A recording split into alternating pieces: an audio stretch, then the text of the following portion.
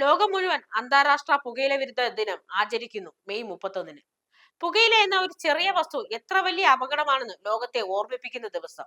ഒരു സിഗരറ്റ് കത്തുമ്പോൾ അത് വെറും പുക മാത്രമല്ല ഉയർത്തുന്നത്, ഒരാളുടെ ആരോഗ്യം, ജീവിതം, കുടുംബത്തിന്റെ സന്തോഷം എല്ലാം പതുക്കെ കത്തിക്കൊണ്ടിരിക്കുകയാണ്. പുകയില പല രൂപത്തിലാണ് നമ്മളിലേക്ക് എത്തുന്നത്.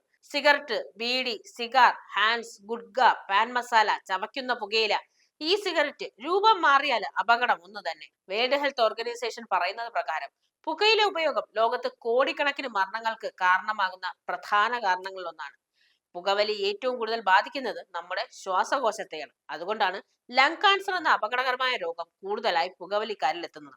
ആദ്യത്തിൽ ചെറിയ ചുമയായി തുടങ്ങും, പിന്നെ ശ്വാസം മുട്ടൽ, രക്തം കലർന്ന ചുമ, ശരീരഭാരം കുറയൽ, ഒടുവിൽ ജീവൻ തന്നെ നഷ്ടമാകാം. അത് മാത്രമല്ല, വായിൽ പുകയില വയ്ക്കുന്ന ശീലമുണ്ടെങ്കിൽ വായിൽ ക്യാൻസർ ഉണ്ടാകുന്നു. ചുണ്ടുകൾ, നാവ്, തൊണ്ട, പല്ല്, ചുറ്റുമുള്ള ഭാഗങ്ങളെല്ലാം ക്യാൻസറിന് ഇരയാകാം.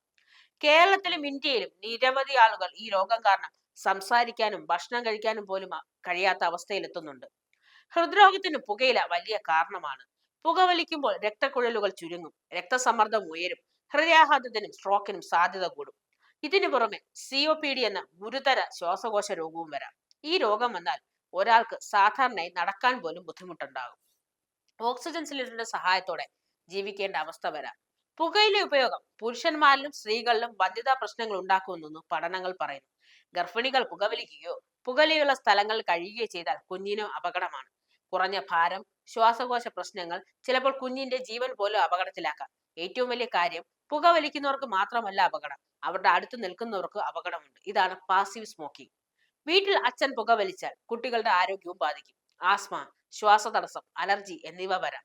ഇന്ന് പല യുവാക്കളും സ്റ്റൈൽ, ട്രെൻഡ്, ടെൻഷൻ റിലീഫ് എന്ന പേരിൽ പുകയില ഉപയോഗം തുടങ്ങുന്നു. പക്ഷെ പിന്നീട് അതൊരു അടിമത്തമായി മാറുന്നു. ആദ്യത്തിൽ ഒരു സിഗരറ്റ്, പിന്നെ അത് ദിവസവും വേണ്ടി വരുന്ന അവസ്ഥ. പുകയില കമ്പനിയുടെ കോടികൾ സമ്പാദിക്കുമ്പോൾ നഷ്ടമാകുന്ന ഒരു മനുഷ്യന്റെ ആരോഗ്യവും ജീവിതവുമാണ്. അതിനാൽ ഈ പുകയില വിരുദ്ധ ദിനത്തിൽ നമ്മൾ എല്ലാവരും ഒരു തീരുമാനമെടുക്കണം. പുക വലിക്കാത്തവർ ഇനി ഒരിക്കലും അത് ഉപയോഗിക്കരുത്. അത് ഉപയോഗിക്കാൻ ശ്രമിക്കുന്നുണ്ടെങ്കിൽ അത് നിർത്തുകയും വേണം. കാരണം ഒരു ശീലം നിർത്തുക ബുദ്ധിമുട്ടായിരിക്കും, പക്ഷെ ജീവൻ നഷ്ടപ്പെടുന്നതിനേക്കാൾ എത്രയും എളുപ്പമാണ് ഈ ഒരു ശീലം നിർത്തുക എന്നുള്ളത്.